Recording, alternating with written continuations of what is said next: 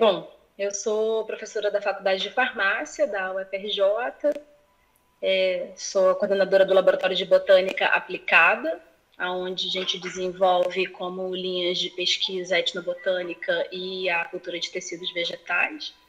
E de um ano e pouco para cá, eu comecei a me interessar pelo estudo do Ayurveda, numa relação até com as medicinas tradicionais, né? E aí venho, então, desde então, estudando muito pouco tempo ainda para uma ciência com tantas informações e tanto conhecimento para a gente descobrir. Então, eu propus esse seminário com o tema de preparações tradicionais do Ayurveda, como as plantas medicinais elas se transformam em medicamentos, para a gente ter uma noção, né, do que essa medicina milenar é capaz de apresentar para a gente atualmente, do ponto de vista ocidental. Eu acho que se eu compartilhar a tela cheia, fica melhor para todo mundo, né? Não sei se vocês continuam me vendo assim. Bom, eu não vejo mais nada. Bom, se não faz diferença, eu vou deixar assim mesmo, tá? Bom, para começar, né, o que é o Ayurveda? Só para a gente ter uma ideia rápida, já que o objetivo não é falar do Ayurveda em si, mas no primeiro capítulo de um dos textos clássicos do Ayurveda, o Vagbata, que escreveu o Ashtanga Hridaya, ele fala que aquele que deseja vida longa, que é o instrumento para alcançar o Dharma, o Artha e Sukha, que seria o seu caminho, seria você alcançar a felicidade, deveriam respeitar e seguir o Ayurveda. Então, o Ayurveda é uma ciência realmente milenar, originada na Índia, literalmente significa ciência da vida, e tem como objetivo principal erradicar as doenças, os desequilíbrios do corpo, prolongar a vida, e não só prolongar a vida, mas prolongar a vida promovendo saúde, né? Que a gente tenha uma vida longeva e saudável. Todo mundo fala da origem do Ayurveda, que é uma origem nos Vedas, né? Nos livros chamados Livro dos Vedas, mas a gente pode afirmar que é uma origem memorial, uma vez que essa ciência ela tem mais de 5.000 anos que a gente consegue mapear. Ela começou sendo passada de forma oral, e quando veio, né, o sânscrito passou a ser uma língua escrita, então ela pôde ser registrada, e o primeiro registro impresso dos Vedas, os historiadores acreditam que seja do século II a.C. Por isso, com base em fenômenos que estão descritos nos Vedas, a gente diz que há pelo menos 5.000 anos se conhece o Ayurveda, né? Diferente do que muita gente imagina, não é um sistema médico empírico ou pouco racional, na verdade é uma racionalidade médica bastante complexa, que foi sistematizada e discutida entre pares, assim como a gente faz na nossa ciência atualmente, né, de discutir os nossos resultados. A gente teve um período que é o chamado período dos Samhitas, onde os Vaidyas da época eles discutiam os resultados encontrados, discutiam as observações que faziam, e isso foi sistematizado em 3 textos clássicos chamados de Samhitas, que a gente tem o Charaka Samhita, o Ashtanga Hridaya e o Sushruta Samhita. Para vocês terem uma ideia de como esse sistema médico ele é complexo, o Ayurveda ele é dividido em 8 ramos, e esses 8 ramos eles vão desde a parte de medicina interna, cirurgia, oftalmologia, pediatria, toxicologia, terapias de rejuvenescimento, acho que toxicologia eu já falei, né? Cada uma com a sua particularidade. E, além disso, existem uma série de outras ciências que suportam esse sistema médico, uma série de outros saberes, como a Dravyaguna, que é a ciência que vai estudar os princípios e as ações das drogas utilizadas no Ayurveda. Alguns autores eles fazem uma associação com o que seria atualmente a farmacologia clínica. E existe também uma outra área que lida com a preparação, a obtenção, a manipulação dessas drogas, que é o que nós chamamos de Vaishya Kalpana, que é o objetivo, o foco desse webinário hoje, tá? Então, quando a gente fala, embora não seja o foco, né, para ter uma noção do que é Dravyaguna, né, do que é o estudo das drogas no Ayurveda, O Ayurveda ele utiliza drogas tanto de origem vegetal quanto animal, mineral e metal.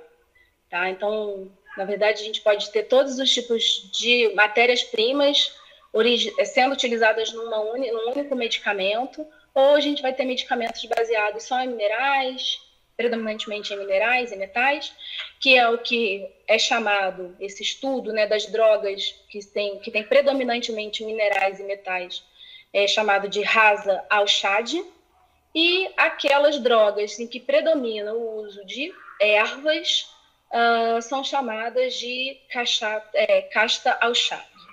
As drogas de origem vegetal, elas são analisadas, estudadas de acordo com 5 características básicas, que é o que nós chamamos de rasa, que são os sabores. No Ayurveda existem 6 sabores: doce, salgado, azedo, picante, amargo e adstringente. As qualidades que essa droga apresenta, então o Ayurveda considera 20 qualidades que a matéria pode ter, matéria de modo geral. Essas 20 qualidades, elas são agrupadas em 10 pares, e exemplos que eu trouxe aqui, por exemplo, pesado, leve, untuoso, que é oleoso, né, seco, liso, áspero, estável versus fluido. Então, como vocês veem, essas 20 qualidades, elas são agrupadas em pares de opostos, tá? Víria, que é a potência, onde muita gente identifica uma similaridade com a medicina tradicional chinesa. Então, as drogas podem ser quentes ou frias. Vipaka, que é uma característica que no Ayurveda é traduzido literalmente como sabor pós-digestivo, e também fazendo uma analogia com o conhecimento mais moderno, a gente poderia dizer que é um efeito metabólico da droga no corpo, tá? Não existe, é muito difícil, às vezes, fazer a tradução desses termos de forma literal, né? Mas é o efeito da droga depois da digestão, né? Por isso é chamado sabor pós-digestivo. Também os 6 sabores, como a gente viu anteriormente, que são os rasa. E uma última característica, que é chamada de Prabhava. Essa Prabhava é o que o Ayurveda chama de ação específica da droga. É aquilo que não se explica com base nos outros 4 elementos avaliados. Então, embora ela tenha um rasa, uma guna, uma víria, um vipaka X, ela tem uma ação que é contrária a tudo isso. Então, diz que é uma ação específica da droga. A gente não vai entrar, né, como eu falei, não vai entrar em detalhes sobre Dravya Guna, isso é um outro assunto.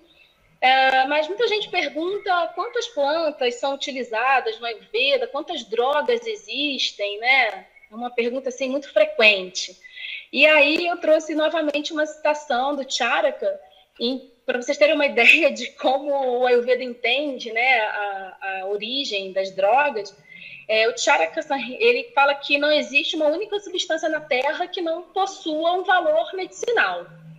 Isso a gente traduz hoje, de uma maneira oficial, através da farmacopeia ayurvédica da Índia, onde somente como drogas simples estão listadas 645 drogas.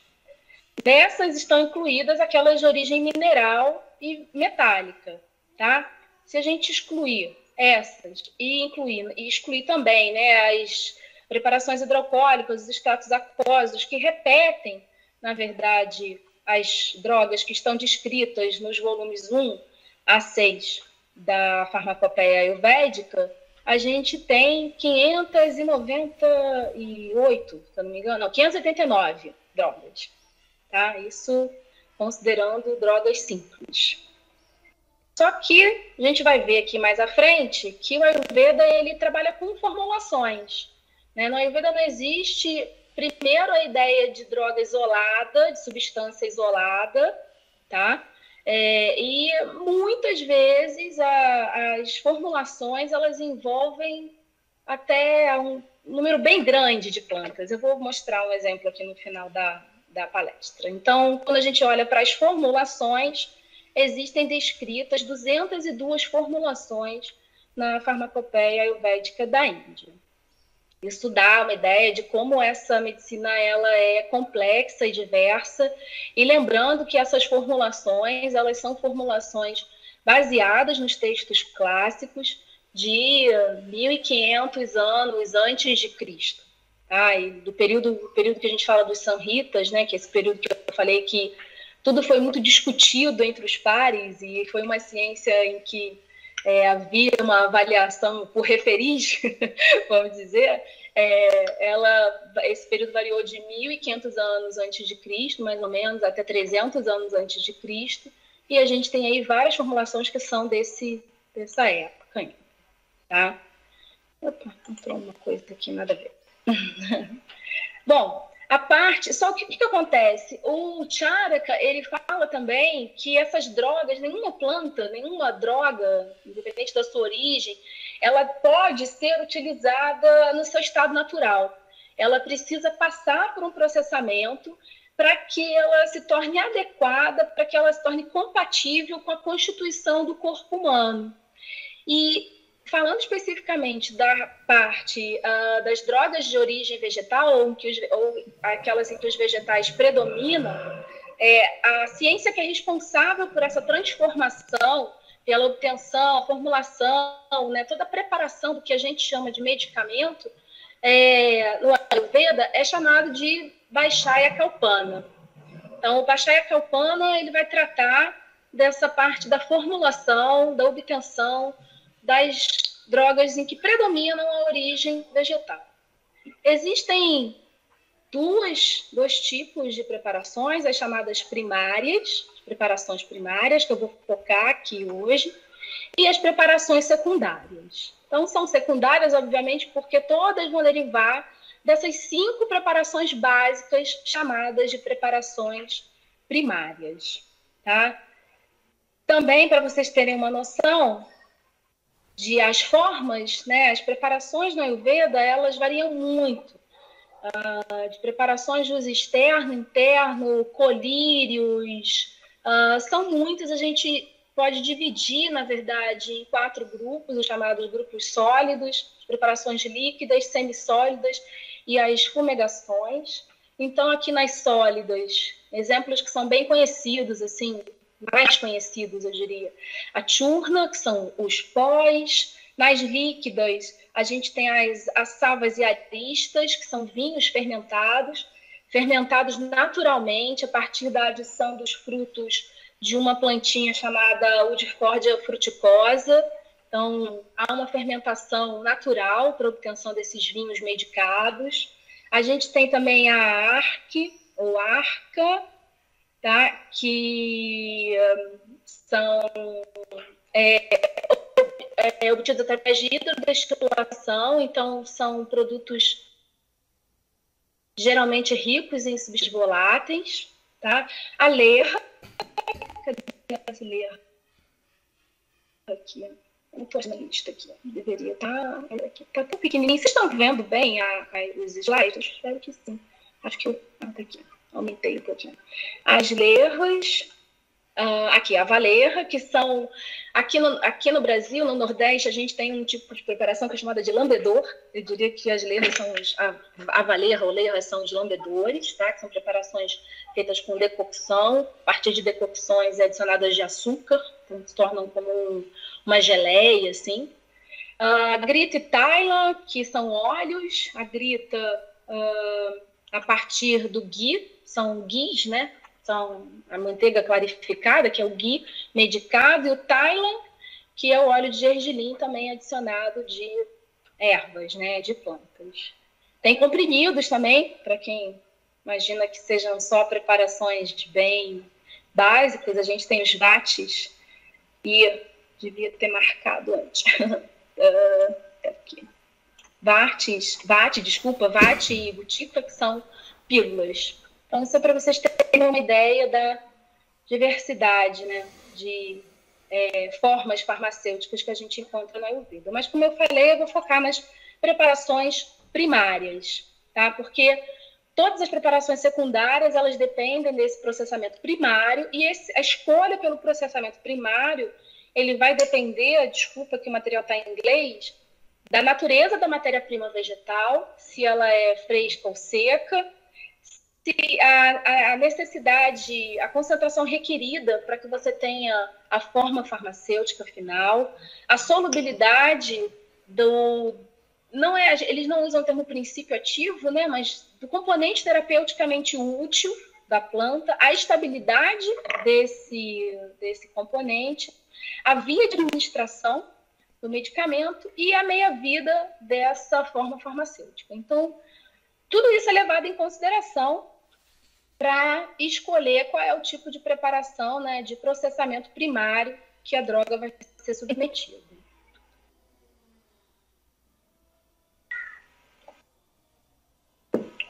Bom, são 5, né, as preparações primárias, por isso são chamadas de pancha. Pancha significa 5.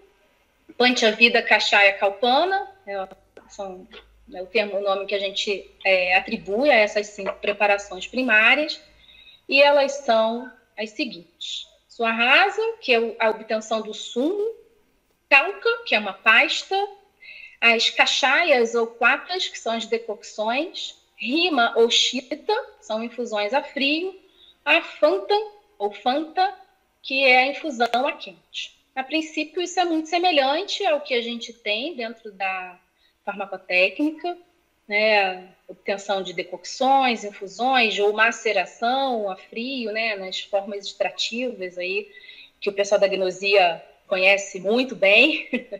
Mas eu vou destacar aqui, vou falar um pouquinho de cada uma delas, depois eu vou destacar as particularidades. E são essas particularidades que me levaram a ter interesse em trazer essa palestra aqui para dentro da Sociedade de Farmacognosia. Essa ideia ela nasceu de uma conversa até algum tempo atrás com o Leopoldo, em que a gente discutiu como essas preparações, às vezes, que têm o mesmo nome, não necessariamente significam mesmo método. Tá tudo bem até aqui, pessoal? Estão acompanhando? Eu não sei se tem alguém falando alguma coisa aí.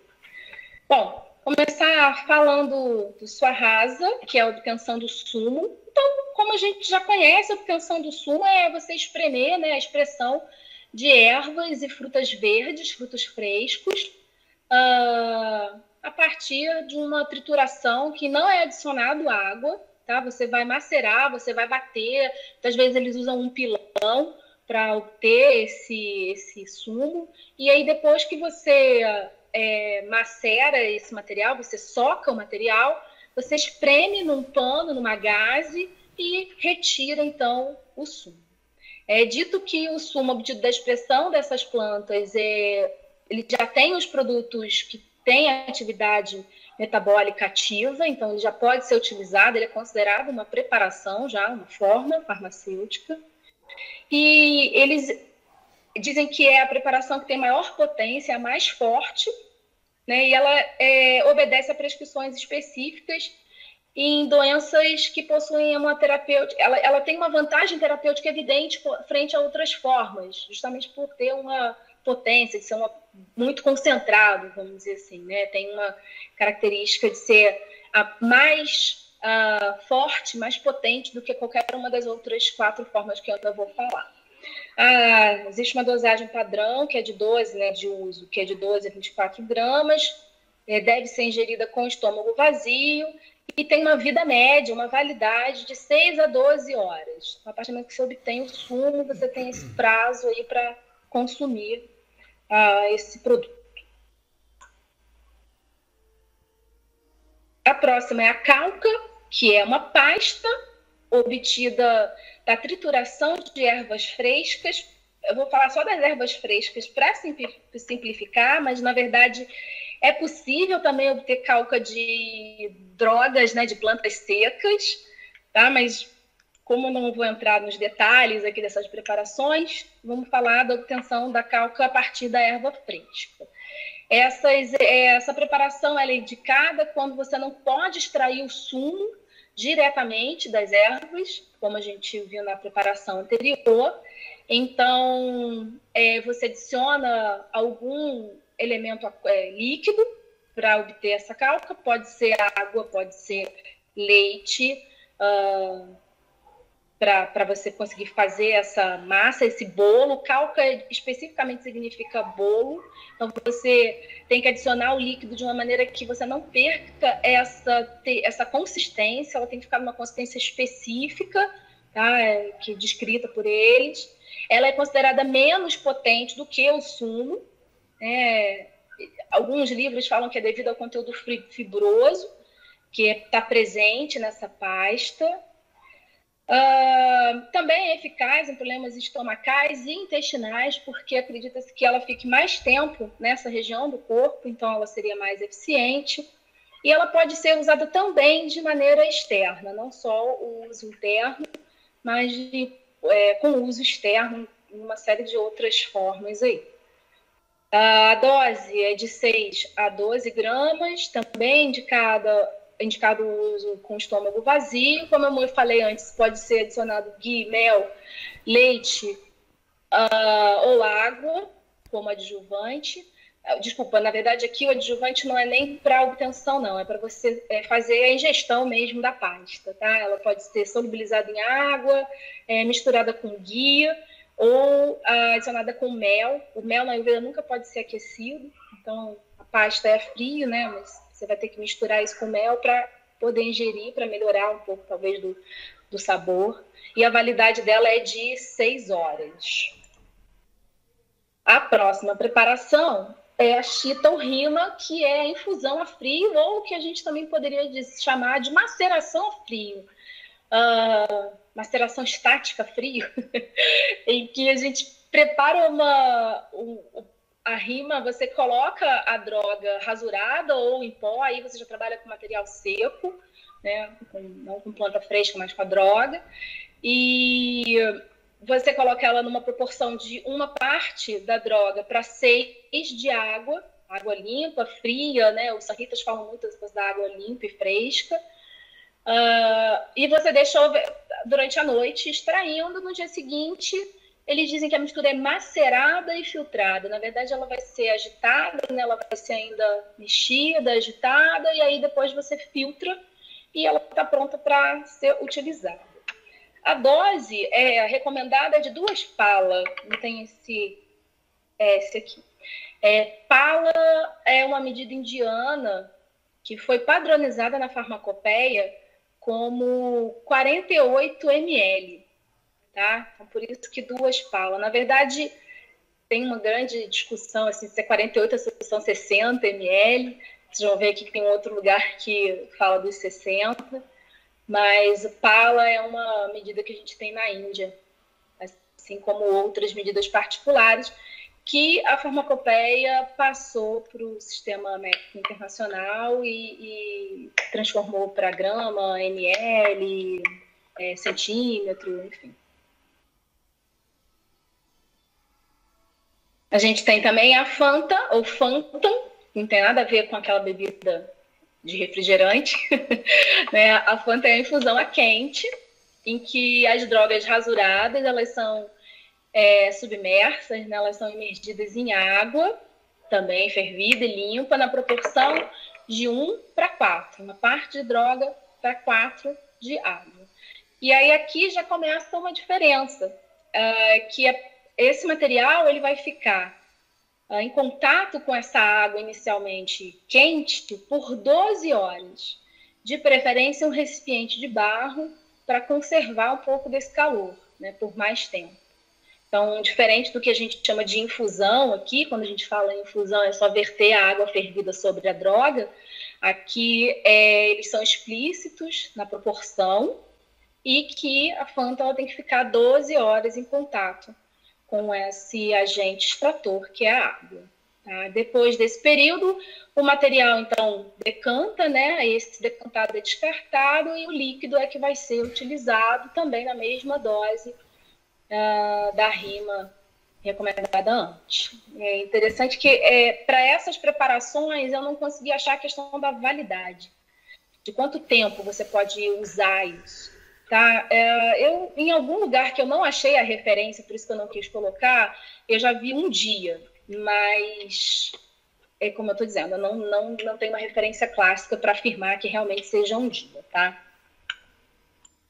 E a última, eu deixei para o final, é para falar justamente das preparações obtidas por decocção, que são as cachaias, ou srita cachaia, coafa, cachaia, tem 3 nomes diferentes, que são as decocções, mas também decocções não da forma como nós entendemos decocções. É interessante pensar que ela pode ser feita tanto com planta fresca quanto com planta seca. Esse material é rasurado, não necessariamente triturado, mas rasurado, e aí é fervido em fogo baixo, numa proporção específica, que depende o quê? Da dureza da droga.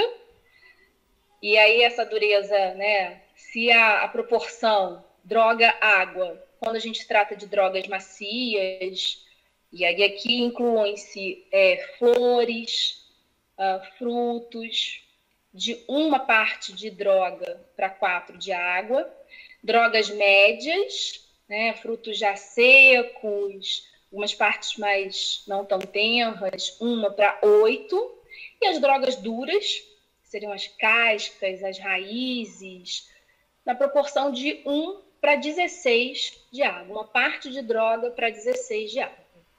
Então, além da proporção específica descrita nos textos clássicos, também está descrito lá que esse material ele deve ser fervido até que a água seja reduzida a 1/4. Aqui foi a primeira vez, quando eu ouvi isso aqui e vi numa das aulas de Ayurveda, tanto que eu tive aqui no Brasil quanto na Índia, essa questão da fervura e da redução, me chamou muito a atenção. Porque imagine você deixar um material, 12 litros d'água ou mais, eu vou mostrar umas fotos para vocês, fervendo até que isso reduza a 1/4, né? Imaginem, o pessoal que é da fitoquímica já deve estar pensando o que acontece com os produtos, né, com os metabólitos que estão ali e ficam fervendo por horas até que esse material reduza. Então, foi aqui que, a partir de uma conversa, né, dessa reflexão, é que eu pensei em como esse entendimento da preparação de medicamentos, né? Vocês vão entender por que eu chamei essa palestra de preparação de medicamentos e não de remédios, tá?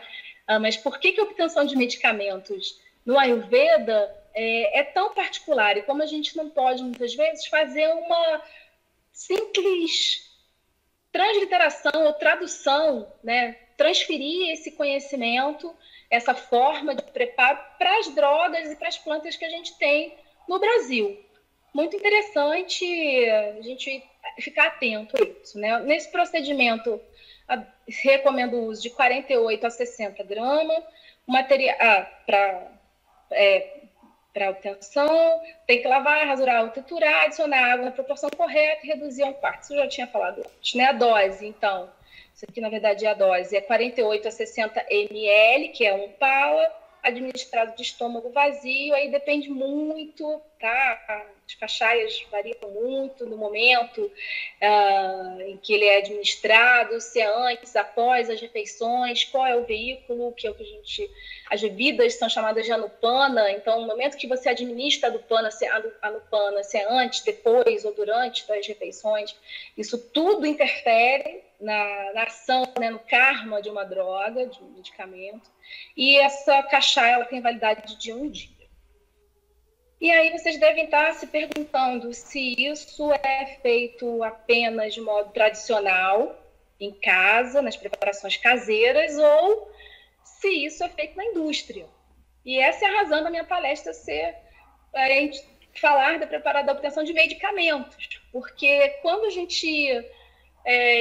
na Índia eu visitei uma indústria farmacêutica, que, para quem não sabe, eu fui fazer um curso lá no sul da Índia, numa instituição, que é essa instituição aqui, Ayurveda Pharmacy, que além da parte de indústria tem um setor de pesquisa, educação, hospitais, então é um complexo. E a gente foi visitar uma das fábricas do AVP, que fica no estado do Kerala, também sul da Índia, um estado diferente do que eu fiquei, que é o Tamil Nadu. E essa aqui sou eu e uma amiga farmacêutica, a Bárbara, que foi fazer o curso também na Índia. E a gente visitou as duas plantas do EVP lá no Kerala. A fábrica nova, que é essa que vocês estão vendo aqui, né, na entrada. Então, é uma fábrica mais recente, inaugurada em 2008. Deixa eu ver se eu consigo aumentar um pouquinho aqui para vocês verem a placa, né?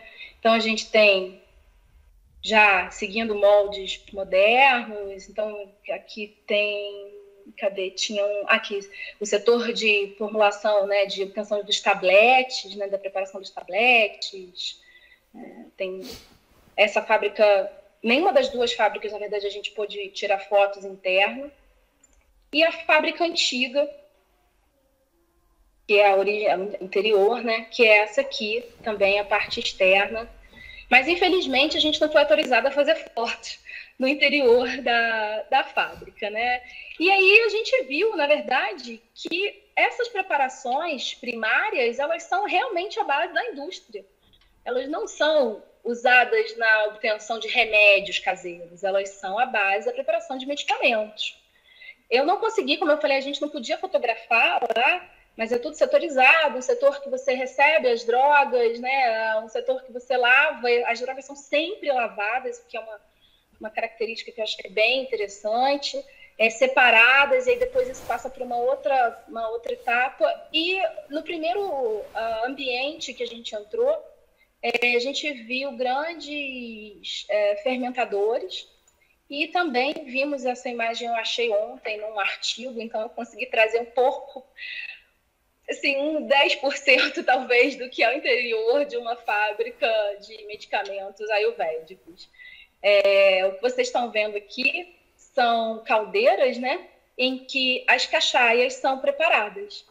Então, o número variado de plantas depende do que eles estão, do tipo de cachaia que está sendo preparada. Fica aqui fervendo, e aí eles não ficam o tempo todo, os funcionários agitando, isso aqui fica lá. A gente viu cachaia sendo preparada não só com água, tá? Isso é um dos setores, né? Tem o setor que produz as aristas também, que é muito interessante, que você sente o cheiro do fermentado, aquele cheiro alcoólico. Então, isso é para vocês verem que ainda hoje a indústria ela utiliza essas formulações primárias, né, como descritas nos textos clássicos do Ayurveda. E, bom, eu fiquei pensando qual seria a formulação que eu traria como exemplo para vocês. E ontem a gente recebeu aí, acho que o pessoal que está dentro da área do Ayurveda recebeu um guia do Ministério Ayush com orientações para os profissionais que aqui no Brasil a gente chamaria de terapeutas ayurvédicos no momento da pandemia para o Covid-19. Né? Na Índia não existe essa questão do terapeuta, na verdade a gente tem outras categorias lá. Esse guia do Ministério Ayush é um guia, inclusive, para os médicos, e que ele traz uma série de recomendações, né? O Ayurveda ele não é centrado na doença, ele é centrado na prevenção e no indivíduo, então ele quer promover a saúde do indivíduo. E aí a gente tem no início desse guia aqui, depois provavelmente eu vou fazer algumas comunicações a respeito dele, mas ele tem uma série de indicações de como você deve ter uma vida saudável neste momento da pandemia. E aí lá, né, eles trazem essas recomendações aqui. A gente falou tanto disso, nossa, pipocou na internet, bombas para imunidade, mas dentro de um contexto específico, tá, pessoal? Isso aqui eu queria deixar claro que o Ayurveda ele não recomenda isso de maneira isolada, tá? Dentro de um contexto em que envolve uma série de outras práticas, e eles recomendam lá drogas simples e formulações, né? Entre as drogas simples, uma que é bem conhecida aqui no Ocidente, que é o Ashwagandha. Então ele fala da raiz do pó de Ashwagandha.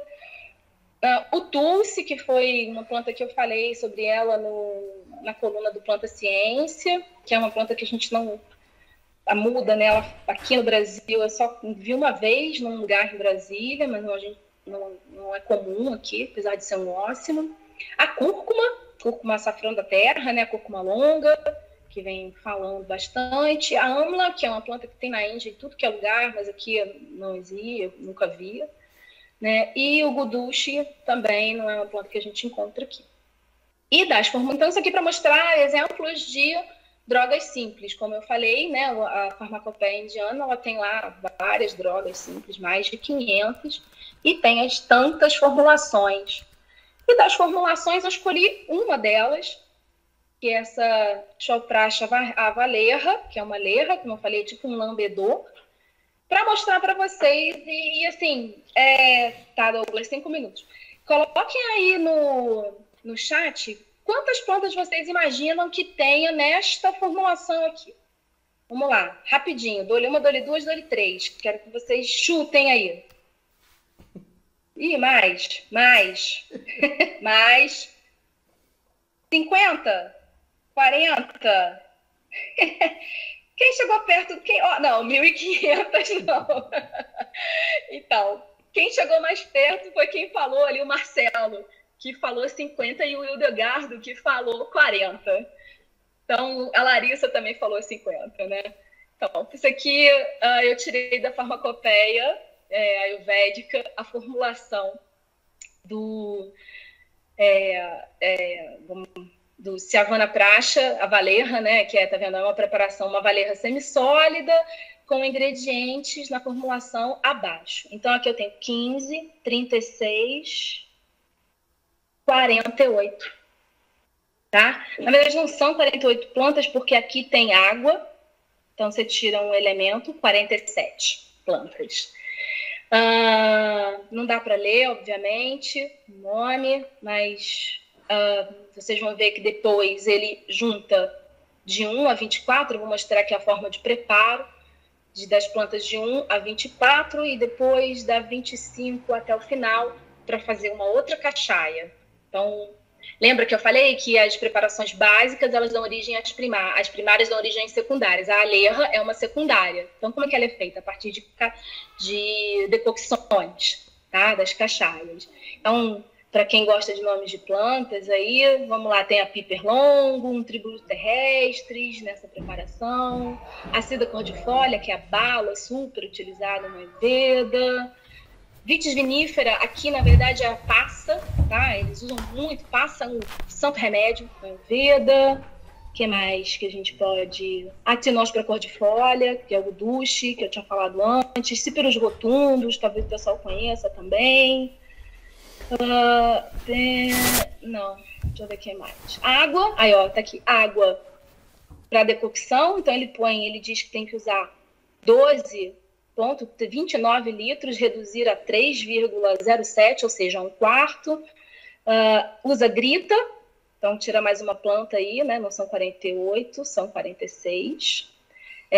Manteiga Thailand, que é óleo de gergelim, açúcar, mel, de novo, pípali, que é a pimenta longa, canela, e, enfim. E como é que isso é preparado, né? Você vai pegar todos os ingredientes de qualidade farmacopeica, do 1 ao 36 você vai, que é o que chama de Quavadraya, depois você pegar do 43 ao 48, que é para cepa drávia, e vai produzir as cachaias, tá? Essas cachaias depois vão ser fervidas, adicionadas de grita, de taila, do açúcar, tá? Aqui tá vendo? Filtrar as cachaias, adicionar cadê o açúcar? Não sei onde é que tá mais aqui. Mas enfim, aí você vai preparar, vai misturar e vai formar uma pasta. E isso é a lerra. Tá? Então, a descrição aí aqui tem as características organolépticas, a gente pode dizer, é semissólido, com uma coloração amarronzada de chocolate, um sabor doce, com um odor não específico, as nossas características organolépticas. A dose indicada e a Anupana, como eu falei, como é que você bebe, qual é o veículo para você tomar, pode ser água ou leite. Então, gente, para concluir, O que eu acho que é importante a gente refletir quando a gente faz essa integração, né, de saberes e práticas, quando a gente trabalha com conhecimentos tradicionais, de modo geral, e especificamente no Ayurveda, como a gente não pode imaginar que a gente entende o que é, sabe o que é uma decocção, né, supor que uma decocção é feita de tal forma, a gente precisa conhecer a forma, né, conhecer de fato aquele sistema, aquela racionalidade. É preciso conhecer todas as racionalidades dos sistemas médicos tradicionais para que você possa entender também o modo de obtenção das matérias-primas, que isso é fundamental na Ayurveda. A mesma planta colhida em épocas diferentes, em solos diferentes, não tem as mesmas características, tá? Compreender, de acordo com as práticas locais, né, os métodos de processamento, transformação de drogas. Então, o pessoal que leva um conhecimento tradicional para o laboratório e não leva em consideração a forma como aquele medicamento foi obtido, pode estar perdendo em termos de produtos, né, de metabólitos presentes ali, porque a preparação, o extrato que você vai fazer pode estar sendo influenciado pelo desconhecimento de como aquilo é preparado tradicionalmente. E a partir do momento que você compreende, entende, conhece esses sistemas tradicionais, é que você pode tentar analisar esse conhecimento sobre outro ponto de vista, que é o ponto de vista que a gente tem aqui no Ocidente e do que a ciência moderna hoje entende. Essa questão do respeito aos conhecimentos tradicionais é fundamental mesmo em todas as situações, né? E quando a gente está falando na descoberta de novas drogas e na base de novos medicamentos, isso também é fundamental. Então, para concluir, eu queria falar para vocês uma experiência de como é importante você conhecer, né, e respeitar as tradições dos locais. Essa foto é de uma banca de flores que são muito comuns na Índia. Essa especificamente foi numa festa que eu tive a oportunidade de presenciar quando estive lá, que é chamada de Pongal, é uma festa relacionada com a colheita. E essa banca, isso que vocês estão vendo aqui, são jasmins, tá? Diferentes, são botões de jasmins que eles fazem um cordão. Isso, espero que vocês consigam imaginar o perfume que isso tem. E eu, estrangeira, vi aquela banca, fiquei maravilhada, olhei, era caro, não é barato, assim, não é absurdo, mas não é barato. E falei, vou comprar, não vou comprar, não vou comprar. Aí conversei com a moça da banca lá, a senhora que vendia as flores. Quando eu me despedi dela, o que eu fiz? Abaixei e cheirei o jasmim. Ela quase morreu, ela quase teve um treco, porque essas flores, elas são para serem ofertadas aos deuses, às divindades hindus. Então eu não podia cheirar aquilo. E eu não sabia, né? Mas eu desrespeitei uma regra e fiquei extremamente sem graça. Acabei comprando o jasmim que eu cheirei. Era o mínimo que eu podia fazer, porque eu tinha, por desconhecimento, mas tinha desrespeitado uma tradição local, né? E isso é só um exemplo de como a gente precisa, antes de tudo, respeitar e conhecer a cultura local, as tradições locais, para poder fazer qualquer tipo de estudo que envolva aí o conhecimento tradicional. Tá, gente? Obrigada. Vou deixar aqui os meus contatos.